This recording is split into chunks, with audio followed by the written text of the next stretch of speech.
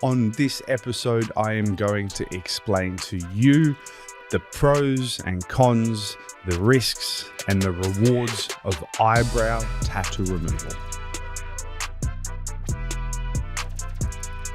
Cosmetic pigment is a whole world of its own. When it comes to tattoo removal, cosmetic pigment is the most difficult of all to remove. It is incredibly important to know and to understand a few things before you start your cosmetic and more specifically your eyebrow tattoo removal process. Eyebrows remove very differently to a body art tattoo. The average body art tattoo is made with black ink, and that ink is not mixed with colors. And I'm not talking about red or blue within the tattoo. I'm talking about that specific black generally isn't mixed with a bunch of other colors and minerals to create that black pigment. When it comes to cosmetic tattoos, it is very much tailored for your skin tone. Because cosmetic tattoo artists want to create a brow tattoo that suits your complexion, it is very important to understand that how they do this is by mixing different pigments to create an ink color, a brow color that looks natural to you, which is all governed by your skin tone. I don't like the word risk, but for lack of a better term, I'm going to say it. The risk and a byproduct of removing cosmetic tattoos is called oxidization. What oxidization is and how it occurs, it is what happens when we laser iron oxide pigments. Cosmetic brows and other cosmetic tattoos have a bunch of underlying tones and colors to create that natural looking brow. Iron oxide pigments have a base of red, brown, yellow, and also orange. What does this mean, Elliot? We're here because we want our eyebrows removed. Stop getting so technical. I understand. But what you need to know is 9 out of 10 eyebrows that we treat, when we do our first tattoo removal treatment, we remove all of the dark pigment.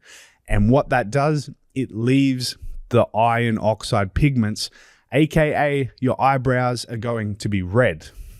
This is very normal, however, it is sometimes quite startling. The reason I decided to do this topic today is just yesterday in the Gold Coast clinic, I did my second treatment of cosmetic brow removals for a very lovely client, and she did her first treatment 6 months ago. When she left after her first treatment 6 months ago, all of the darkness was gone and she was left with, for lack of a better word, a red almost stain, a red footprint of where the black cosmetic brows used to be. For the last 6 months, she has lived with this really light red stain of eyebrows. This is an important and inevitable part of her removal. This cannot be avoided. Because she has quite light, fair skin, the cosmetic tattoo artist has created almost a chestnut color, a really, really light brown brow to match her skin tone, but that has iron oxide pigments in it. So when we treat her brows, it is inevitable they're going to turn red, and she has to let them fade and heal for 3 to 6 months before we can then treat the red. What this means is she has an amazing removal result, but throughout obtaining that result, she's had to live with red eyebrows for 6 months. You need to know this is a serious point of contention, and this very well likely may happen to you. I have to say that it does not happen all the time. I have treated many a black pigment that has instantly removed. So as a tattoo removal consumer, during the consultation period, it is so important that we or whoever you go to talks to you about this potential risk. I say risk, it's not a true risk. It's an inevitable part of the process. If it happens, it happens. There's nothing you can do, and it has to happen to get them removed. Transparency is key, and the tattoo removal provider's knowledge is key to guide you through that process. I have done tattoo removal for 12 years, And it's only about 2 years ago that I decided to do cosmetic tattoo removals. The reason I didn't do them for all of these previous 10 years before was honestly, I just couldn't be bothered.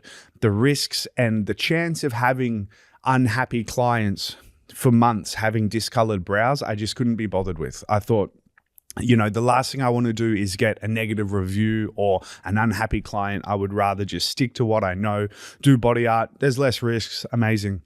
It got to a point where I realized that at least in our local area, the cosmetic eyebrows removal was terrible. I realized that I could do a much better job with the knowledge that I have. And I realized the one factor to make this achievable is communication and sharing my knowledge to the client before they start. I sit them down and I say, look, this can change color. If it does, there's nothing you can do. But what do you hate more? If you want them gone, you don't have a choice. If you truly are unhappy with your cosmetic brows, yes, this is a potential side effect for 6 months or so. But what choice do you have? If you want them removed, you have to do this.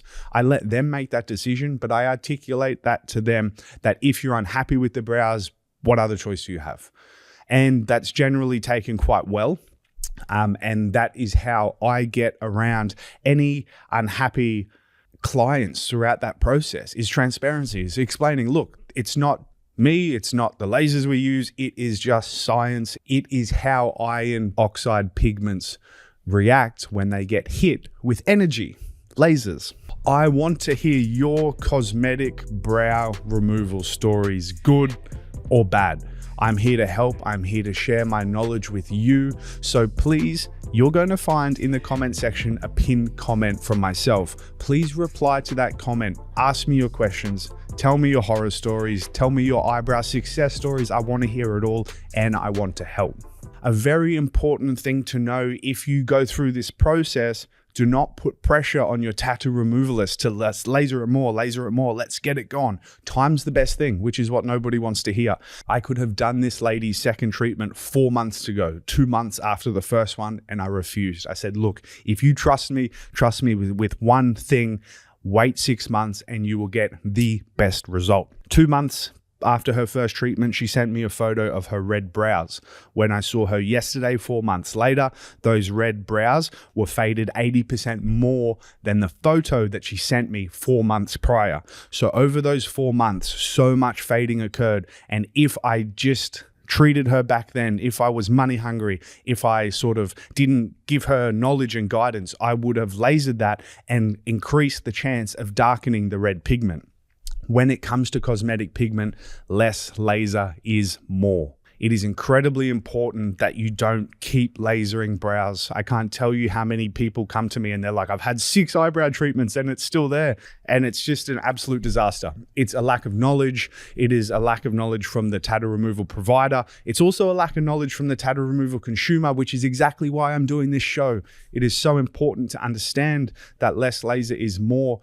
You do not want to treat your eyebrows every 2 months. Trust me. You want to do them 3 to 6 months. I argue 6 months is better, but you need to know that does extend and feel like your removal is going to take longer. But I promise you, if your tattoo removal provider knows what they're doing, you will get the best result.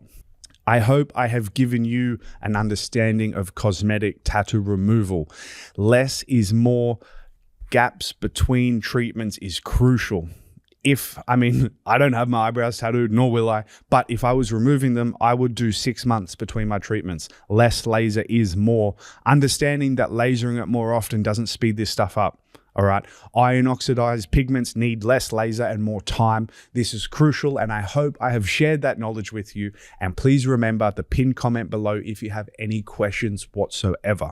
If I gave you knowledge, if I taught you something, I think you are going to love my latest episode. In my last episode, I break down the price of tattoo removal and the things that influence the price. There's depths, there's densities, there's saturations, there's all these sort of things. If you got value from today, I think you're going to love last week's episode. So please find that in the playlist below.